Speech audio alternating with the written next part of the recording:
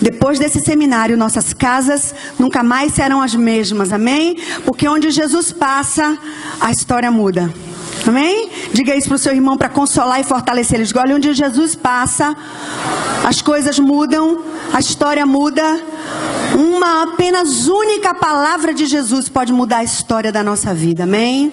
E Ele vai fazer isso na sua vida, na sua casa, se você abrir o seu coração. Salmo de número 127, belíssimo salmo da família. Nós vamos ler somente os versículos 3, 4 e 5. Nosso tema é criação de filhos. Criação de filhos, não... Amém? Amém. Salmo 127, versículo 3 diz assim: eis que os filhos são herança da parte do Senhor, e o fruto do ventre, seu galardão. Como flechas na mão de um homem valente, assim são os filhos na mocidade. Bem-aventurado o homem que enche deles a sua aljava. Não serão confundidos quando falarem com seus inimigos à porta. Quero ler esse texto mais uma vez, só que agora numa versão mais moderna. Quero ler na nova tradução, na linguagem de hoje. O mesmo Salmo 127, na linguagem de hoje, diz assim: os filhos são um presente do Senhor. Eles são uma verdadeira bênção. Os filhos que o homem tem na sua mocidade são como flechas nas mãos de um soldado. Feliz o homem que tem muitas dessas flechas. Ele não será derrotado quando enfrentar os seus inimigos no tribunal. Coloque a mão no seu coração e diga assim comigo: muito obrigada, Senhor, pela tua palavra. Essa palavra é a minha vida, e eu adoro o teu nome pelo poder da tua palavra, que tem ensinado cada dia o meu coração. Fala comigo agora. Fala comigo agora. Meu coração está aberto. Me ensine a cuidar da minha família, que pertence a ti, porque foi o Senhor quem me deu. Fale comigo e abençoe a minha casa. Em nome de Jesus. Amém. Amém? Primeira coisa que eu queria dizer para você é que os filhos não são um peso. E eu vou repetir porque isso é muito importante. Os filhos não são um peso. E esse texto lindo do Salmo diz que os filhos são um presente, uma herança. É importante a gente dizer isso, porque quando a gente está passando pela fase de que eles são pequenos, vem um, vem dois, no meu caso que tive 3, né? Nós somos, quem não estava aqui ontem, nós nos apresentamos desde sexta-feira, estamos aqui no Seminário da Família, somos casados, vamos completar, se Deus permitir, se Jesus não voltar, no 15 de fevereiro vamos completar 32 anos de casado, temos 3 filhos, um deles é o pastor Rafael, que estava ministrando louvor aqui, o outro é o Daniel, que é um dos nossos guitarristas aqui na igreja, e é supervisor de algumas células aqui da nossa comunidade. E minha filha caçula já é casada também, a Gabriela, mas está residindo na cidade de Aracaju, junto com o seu marido, e por causa do trabalho dele, e graças a Deus, em pouco tempo, estão lá ministrando também. Esses dias ela me disse que a célula começou com... eles começaram a liderar, tinha... 4 pessoas quando começou, eles 2 e mais 2 casais, e hoje tem 18, em menos de 3 meses. Isso é graça de Deus, isso é bênção de Deus. Então eu quero rapidamente, em alguns minutos, amados, compartilhar aquilo que tem dado certo na minha vida até o dia de hoje. Eu sei que a gente tem uma família, a gente tem um jeito, e às vezes a gente tem uma maneira diferente de agir. O importante é que a gente não saia dos princípios absolutos da palavra de Deus. Mas eu quero compartilhar com vocês a maneira como nós temos agido, e pela graça do Senhor, temos visto a nossa casa de pé, em meio a lutas, em dificuldades, tantas coisas que a gente ainda tem como objetivo de vencer. Mas pela graça do Senhor, nossos filhos estão em Deus, nossos filhos servem a Deus, nossos filhos são líderes na casa do Senhor, porque nós temos, à mercê da graça de Deus, buscado praticar, com as nossas limitações, nós buscado de verdade praticar aquilo que aprendemos na palavra de Deus. Amém? E eu tive, há um ano passado, uma das alegrias maiores da minha vida. Eu nunca vou esquecer esse dia. Eu lembro que a nossa casa era cheia de versículos bíblicos. A gente enchia, às vezes a casa ficava até feia, porque era tanto papel. E aí quando a gente via que os versículos... Porque quando você coloca uma coisa no lugar, as pessoas se acostumam e não veem mais. Quando a gente percebia isso, sentava de novo em uma reunião de culto doméstico e fazia novos papéis. E a casa era cheia de versículos de novo. Uma vez Deus me deu uma direção de colocar Bíblias na casa toda. Então eu comprei Bíblias mais baratinhas. Na época a gente não tinha esses aplicativos no celular. Comprei NVI. Até no banheiro tinha Bíblia. E o ano passado eu tive uma das maiores alegrias da minha vida, quando minha filha estava já noiva, já a gente preparando o casamento. Um dia eu fui no quarto dela, estava muito tarde, e ela estava com a Bíblia, com o celular, lendo a Bíblia, e eu disse assim: filha, vá dormir, já está muito tarde, amanhã a gente tem tantas coisas para fazer. Aí ela disse assim: mãe, eu posso ler só mais um capítulo? Eu disse: Deus, se houver nessa terra alguma recompensa maior do que essa, eu ainda preciso saber qual é. Porque você vê sua filha pedindo para, por favor, ler mais um capítulo da Bíblia, é algo que só Deus faz, irmão. E eu sei que eu não sou filha favorita de Deus, eu sou filha de Deus como você também. E creio que se você tem uma aliança com esse Deus de toda a terra, e você de coração se entregar sua casa para Ele, Ele vai trabalhar na sua casa, e Ele não vai parar, porque Ele é Deus fiel, amém? Então fortaleça o coração de seu irmão do lado, diga: Deus está trabalhando na tua casa. E Ele não vai parar, porque Ele é Deus fiel. Ele não vai parar de trabalhar, porque Ele é Deus fiel. Se você crê nisso, dê um aplauso bem forte a Ele. Bendito seja o nome do Deus da família. Então eu quero rapidamente, amados irmãos, falar sobre a necessidade mais importante de qualquer ser humano, que é o amor. Nós somos gerados em amor e para o amor. E a necessidade mais importante de qualquer homem, de qualquer pessoa, de qualquer mulher, é o amor. Mas este amor não é esse amor somente piegas que a gente fala. É um amor que se traduz de maneira firme e baseada na palavra de Deus. Porque o amor perfeito é o amor de Deus. Então, esse amor se manifesta dentro da casa de 4 maneiras. Vamos dizer comigo? Primeiro, exemplo. Bem forte, exemplo. Segundo, instrução. Terceiro, disciplina. E quarto, carinho. Vamos dizer essas 4 coisas importantes para a gente aprender hoje. Primeiro, exemplo. Segundo, instrução. Terceiro, disciplina. E quarto, carinho. Diga para o seu irmão as 4 coisas importantes que são a verdadeira expressão do amor bíblico. Primeiro, exemplo. Segundo, instrução. Terceiro, disciplina. E quarto, carinho. Então, primeiro, exemplo. Alguém já disse que para a gente ter filhos bem criados e de caráter, a gente precisa de 3 coisas: exemplo, exemplo e exemplo. Porque a gente sabe muito bem que não adianta a gente somente falar. Os filhos vão ver, e o discurso que você faz com a sua própria vida é muitas vezes mais forte do que suas palavras.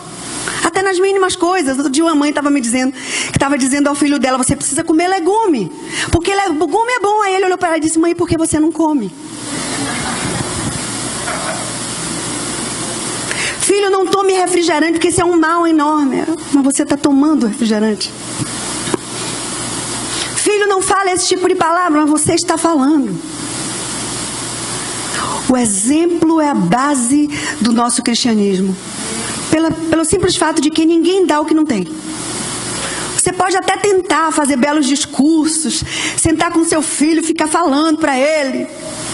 Mas se você de verdade não ama aquilo e busca de verdade viver, eu sei que a gente não é exemplo o tempo todo. Nós temos falhas e temos que ter humildade para quando falharmos, inclusive diante dos filhos, reconhecer a nossa falha. Nossa autoridade não diminui quando a gente reconhece o nosso erro. A nossa autoridade enfraquece quando a gente tenta esconder e o filho está vendo o que de verdade a gente é. Mas quando a gente erra, a gente tem que ter a humildade de dizer: filho, ó, eu errei. Perdoe papai, perdoe mamãe. E se você estiver sendo sincero, isso não vai enfraquecer sua autoridade. Pelo contrário, isso vai estabelecer nele um princípio de que quando ele errar, ele tem o direito de pedir perdão. Ele é um ser humano como eu e você que erra. Gente, de cara e dente, nariz pra frente, né? Gente, mas que busca de verdade, de coração, viver a vida e viver aquilo que está buscando ensinar. Então, em primeiro lugar, diga comigo, exemplo. Diga para o seu irmão, exemplo. O exemplo arrasta. Que coisa bonita a gente ver uma pessoa que teve um pai, que teve uma mãe, e que foi capaz de imprimir isso no coração dele. Eu sei que se eu perguntar aqui a muita gente que está sentado, quantas coisas maravilhosas você aprendeu com seu pai, com sua mãe, que você traz hoje. Quantas situações você passa no seu dia que você viu seu pai agir, sua mãe agir, e naquele momento foram tão fortes, muito mais do que qualquer palavra. O exemplo, em primeiro lugar, é aquilo que você precisa para de verdade, de maneira prática e factual, né? No sentido de que funciona o amor. É que você seja de verdade um exemplo. Eu não sou aquilo que eu sou e vou ensinando, né? Que no mundo é fácil o que eu digo. Essa não é a filosofia do mundo. Faço o que eu digo, mas não faço o que eu faço. Não, eu estou de verdade buscando viver isso. Eu tenho falha, sim, mas de verdade eu acredito nisso que eu estou te ensinando. E eu também estou buscando viver isso e ser um exemplo para você. Então diga, em primeiro lugar, eu preciso ser um exemplo na vida do meu filho. Diga isso para o seu irmão. Em primeiro lugar, exemplo. Segundo lugar, instrução. Primeiro lugar, exemplo. Segundo lugar, instrução, ensino. Provérbios 22:6 diz assim: ensina o menino no caminho em que deve andar, e até quando ele envelhecer, não se desviará dele. Instrui o menino, ensina o menino. Há uma promessa para mim, para você e para todos aqueles que buscarem ensinar, instruir os seus filhos. Ensina o menino, Provérbios 22:6, no caminho em que deve andar. E há uma promessa: até quando ele envelhecer, não se desviará dele. É uma promessa para nós e Deus é fiel. E por que a gente precisa ensinar? Porque o menino precisa aprender. É interessante como desobediência a gente não precisa ensinar. Não é verdade? Eu lembro de uma vez, uma experiência tão interessante que me marcou tanto com o Daniel. O Daniel, meu filho do meio, tem uma personalidade muito forte. E ele tinha feito alguma coisa, eu não lembro, e que a gente colocou uma regra bem firme para ele. E ele disse assim quando a gente saiu, ele foi e fez de novo. E a gente tinha dito a ele que a gente ia castigar. E aí quando a gente chegou em casa, ele disse assim para nós: mãe, eu esqueci. E eu vi nos olhos dele que era verdade. Ele tinha esquecido mesmo. Sabe por quê? Porque a gente precisa ensinar, ensinar e ensinar. E esse é o mandamento que está lá em Deuteronômio capítulo 6. O Deus, ouve, ó Israel, o Senhor teu Deus é o único Senhor. E essas palavras que hoje te ordeno estarão no teu coração. Onde primeiro? No coração. E delas falarás aos teus filhos, e deitando, e levantando, e andando pelo caminho, e colocarás nos umbrais da tua porta. É falando todo dia, irmão, as mesmas coisas, instruindo. Ensina o menino. Para desobedecer, para mentir, para as coisas ruins, não precisa ensinar, porque a natureza do pecado está nele, como está em mim e em você. Mas você precisa ensinar ele a obedecer, ensinar ele os hábitos, até as coisas mais simples. Eu fico passada, porque eu sou de um tempo, né, a gente que é de 1900 e... né, do século passado, do milênio passado, literalmente do milênio passado. Eu me lembro na escola, a gente chamava a nossa professora de Dona Maria. Era Dona. E a gente respeitava os nossos professores. E quando algum adulto, seja quem fosse, a criança fizesse alguma coisa, como é que diz ao tio? Diga obrigada, diga por favor, diga com licença. E todos os adultos meio que participavam da educação dos filhos, e isso era muito positivo. Hoje em dia, as crianças não são ensinadas a respeitar os adultos, os mais velhos. Falam com seus professores de maneira negativa e desrespeitosa. Com seus pais nem se fala, porque eu acredito que você não faz mais isso, mas se você assiste novela da Globo, dá licença, sua casa está num perigo muito grande, porque é uma agência, claramente uma agência do reino das trevas, que ensina filho a não respeitar pai, que ensina que a gente tem que não ter princípios e viver cada um como quer. Mas a igreja do Senhor é detentora dos princípios de Deus. Nós nunca vamos abrir mão daquilo que está escrito na palavra. Ainda que o mundo todo caminhe nesse sentido, nós estamos na contramão do mundo, porque escolhemos servir a Deus, e é assim que vamos ensinar aos nossos filhos, amém? Em nome de Jesus. Então, em primeiro lugar, fale mais alto. Em primeiro lugar, exemplo. Em segundo lugar, instrução, ensino. Em terceiro lugar, catuca seu irmão, diga: disciplina é importante. A vara da correção é importante. Claro que a gente precisa aí pensar na idade, né? A gente disciplina a criança de uma maneira. O adolescente você já disciplina de outra maneira, que você tem que conversar um pouco mais, né? E depois, quando ele se torna, já pensou, eu tendo que dar vara, né? E disciplinar pastor Rafael, eu vou ter que botar uma escadinha, né? Tem que botar uma escadinha com a sandália para alcançar ele. Então, a gente tem que ter coerência, equilíbrio, sabedoria para tratar os filhos, cada um em idade. Nós sabemos disso. Mas se você tem filhos em idade escolar e seu filho é pequeno, não perca a chance de usar a vara, de usar a disciplina. A Bíblia diz que a vara da correção vai livrar o seu filho do inferno. Isso é tão grave, irmãos. E tem gente que não sabe exercer isso. E eu quero abrir um parêntese para dizer que é uma responsabilidade do pai e da mãe, mas o pai tem a responsabilidade maior de ser aquele que disciplina o seu filho com coerência. Hebreus no capítulo 12, nós não vamos abrir por causa do nosso tempo, mas você conhece o texto de Hebreus capítulo 12, versículo 11, diz que nenhuma disciplina no momento parece ser boa. Não parece, hein? Quem gosta de disciplina, mesmo na nossa idade aqui, quando Deus nos disciplina, hein? Levanta a mão quem gosta. Hebreus 12, 11 diz que nenhuma disciplina no momento parece ser boa. Não, é triste, é ruim. Mas depois, diz a palavra de Deus, ela produz um fruto de justiça naqueles que por ela têm sido exercitados. Então, o objetivo final de toda a disciplina é gerar justiça no coração do meu filho, da minha filha. Ele precisa de limite. Quando ele desobedece a você uma vez, duas vezes, três vezes, não diga, tem gente que diz assim: esse menino tem um gênio da avó. Já viram isso? Eu vi um pastor amigo nosso, disse que chegou na casa de um irmão, foi fazer uma visita e a menina queria chamar a atenção, porque criança é egocêntrica, essa é a natureza dela. E quando ela viu que a mãe estava muito entretida conversando com o pastor, ela deu um tapa no rosto da mãe. E aí ele vendo o tempo todo aquilo, naquele momento ele não aguentou e disse: mãe, você não vai fazer nada diante disso. E ela disse: eu não quero ferir a personalidade da minha filha. Deus livre guarde, essa menina vai para a cadeia. Porque se não aprende em casa, alguém na vida vai ensinar. Quando seu filho desobedece, não é porque ele tem o gênio da avó. É porque ele está dizendo: por favor, me dê um limite. Eu não sei por onde caminhar, eu preciso que você me diga por onde é.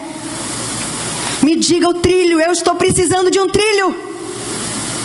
E você que é pai, você que é mãe, precisa fazer isso. Isso é amor. Tanto quanto o exemplo, tanto quanto o ensino, a disciplina precisa estar isso na sua mente, papai e mamãe. Que a disciplina exercida com amor, com coerência e com firmeza é expressão verdadeira. Porque Deus nos ama. Ele é um bom pai. Mas Ele nos disciplina, sim ou não? A Bíblia diz que o filho que não é disciplinado é bastardo. Nós somos filhos de Deus por isso. Por causa desse amor que Ele tem, Ele nos disciplina. Então, disciplina é muito importante. Os princípios de higiene, os princípios de educação, como senta na mesa. Precisa ter disciplina. A casa precisa precisa ter regras claras. Olha, aqui na nossa casa é assim, assim, assim. E o menino precisa saber disso. E ouvir isso muitas e muitas vezes, porque ele vai se esquecer. E quando ele errar, a disciplina que você prometeu, você precisa exercer para que a sua palavra não perca força. Agora pense, primeiro, essa disciplina não pode ser debaixo de ira. Porque se você está irado, você vai descarregar no seu filho a sua raiva. Não é esse o objetivo.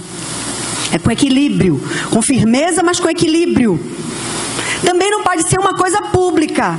Coisa mais feia. É pai e mãe batendo em filho público, hein? Às vezes no shopping a gente vê isso. O menino não tem a disciplina correta e coerente, aí chega no meio da rua, na igreja ou no shopping, dá uma surra, dá um tapa, xinga o menino. Você chama, eu lembro de quantas vezes até na igreja, chamava o menino, vamos ali no banheiro, e ele tem um lugarzinho, Deus colocou em cada um de nós um lugarzinho fofinho, que é o lugar da palmada. Deus é tão sábio, que Ele criou eu e você, e nossos filhos têm um lugarzinho. Sabe qual é o lugarzinho assim? Mais fofinho? Esse é o lugar. Você não vai ficar batendo em seu filho para marcar ele nos braços, nas coisas. Ele tem um lugar fofinho, que Deus botou ali, que é o lugar da palmada. É o lugar que Deus botou para ele, para você exercer a vara. Para você, a gente tem muitas coisas com detalhes a isso que a gente pode sentar numa outra hora, mas hoje a gente não tem tempo. Mas o importante é que haja coerência, que aquilo que você diz, você faça, que você não exponha seu filho na frente das pessoas, porque isso não vai gerar nele o que você quer, isso vai gerar marcas e mágoa no coração dele. E aí o objetivo que foi da disciplina não vai ser alcançado. Você vai marcar ele de maneira negativa. Então chama ele no canto, leva ele no banheiro. E você sozinho com eles. Você vai ser disciplinado agora. Porque eu lhe disse que você não devia fazer assim. Mas vai ser disciplinado agora. E você com firmeza disciplina ele. E depois abraça ele. Porque amor de pai e de mãe precisa ser amor incondicional. Não fica com raiva com o filho sem falar 3 dias com o filho. Já exerceu a autoridade, já fez o que você disse, agora vamos pra frente. Tem gente que disciplina, o menino derrubou o café na mesa, o Nescau. Poxa, quem é que não derruba? Hein? Você também já derrubou o Nescau. Não é isso. Erros não, você disciplina os acordos e as regras que você já fez com ele. E assim, com firmeza, com amor e com coerência, debaixo da sabedoria do Senhor, você, usando a vara, vai livrar o seu filho do mal, amém? Sobretudo com relação à nossa vida com Deus.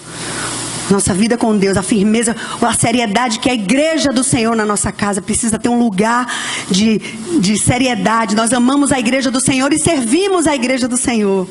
O pai como aquele que é o exemplo que está na frente disso. Eu li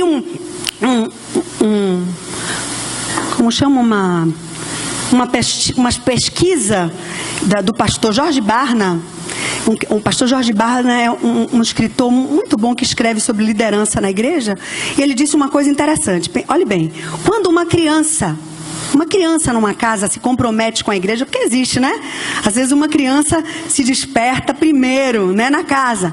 Quando uma criança resolve ter um compromisso com Deus e com a igreja, apenas 2% daquela família, de maneira geral, essa é a estatística que o pastor Jorge Barna disse, apenas 2% em geral das famílias acompanham aquela criança.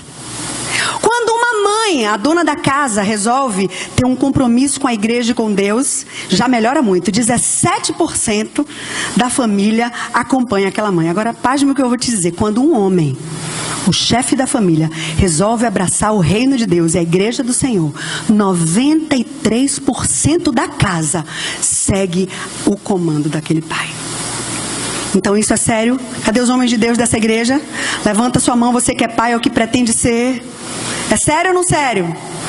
Estreitou?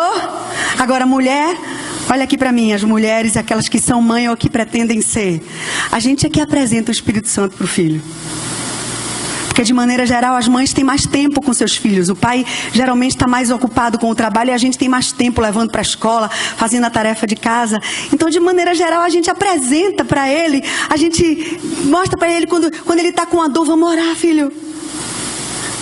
Filho, vamos fazer aquelas coisinhas pequenas que a mãe está mais perto, por ter mais tempo, ela ensina esse relacionamento. Então, ainda que o pai seja o cabeça, o que dá a direção, a mãe está do lado nas pequenas experiências do dia a dia, mostrando e vivendo com seu filho, com sua filha, essas experiências e mostrando como é que a gente se relaciona com Deus e com o Espírito Santo que existe, que habita dentro de nós. Amém? Então, primeiro lugar, fala alto para ver que vocês entenderam. Primeiro lugar, exemplo. Segundo, instrução. Terceiro, disciplina. Aquele que disciplina com a vara vai livrar o seu filho do inferno. Terceiro e último, quarto e último. Obrigada, meu bispo. Graças a Deus por você que tem uma cabeça tão mais arrumadinha que a minha. Exemplo, instrução, disciplina. E por último, carinho. É a expressão prática do amor. Seu filho precisa saber que ele é amado. É um sol, pastor. Seu filho precisa saber que ele é amado. Ele precisa muito mais do que o não, muito mais do que as regras. Que claro que você precisa dizer a ele, explicar, instruir e ensinar. Mas muito mais do que o não, muito mais do que a regra. Muito mais e muitas vezes mais. Ele precisa ouvir que ele é muito amado. Que ele é muito precioso, que ele é caro, que ele é herança. Ele precisa entender que ele não é um peso, que ele é a herança bendita do Senhor, que ele é querido, que ele foi esperado. Eu sei que quando eu estou dizendo isso aqui, muitos irmãos que conheceram Jesus já com seus filhos criados, eu sei que não é fácil, mas se você orar e buscar Deus, Deus vai restaurar sua casa. Vai sim. Pode demorar um pouco mais, mas Ele vai restaurar sua casa, porque Ele não é só aquele que nos gerou, mas Ele também nos regenera. Ele faz tudo novo naqueles que abrem a porta da sua casa. Mas é preciso que sua casa seja um lugar de amor. Amor, elogio, abraço. Homens, abracem seus filhos homens. Não deixe ele ser uma pessoa travada, porque depois ele vai ser um marido travado, porque você travou ele. Na sua firmeza e no seu caráter, você ensina ele a ser homem. Mas abraça ele, faz carinho, diz eu te amo. A gente conhece tantas famílias da igreja de gente tão boa que não cresceu ouvindo isso, mas o Senhor está restaurando sua casa. Diz a teu filho, quando ele fizer coisas até pequenas, reconheça, elogie, abrace, diga que ele é precioso, diga que ele é importante. Gaste tempo com seu filho, com sua família. O melhor do seu tempo, primeiro para Deus. Segundo lugar, sua família. Diga para o seu irmão, tudo começa em casa. Tudo começa em casa. O melhor do seu tempo, o melhor do seu amor, o melhor do seu carinho para os seus filhos, para a sua família. E assim Deus vai cuidar da nossa casa, com lutas, com dificuldades, como qualquer um de nós. As nossas casas estarão diante do Senhor para toda a vida. Amém? Carinho é a última expressão prática do amor. Com o meu abraço, com o meu elogio, com a minha palavra de eu te amo, eu vou reafirmar o coração da minha esposa, o coração do meu marido e principalmente o coração dos meus filhos. E eu profetizo em nome de Jesus que os nossos filhos serão muito melhores do que nós.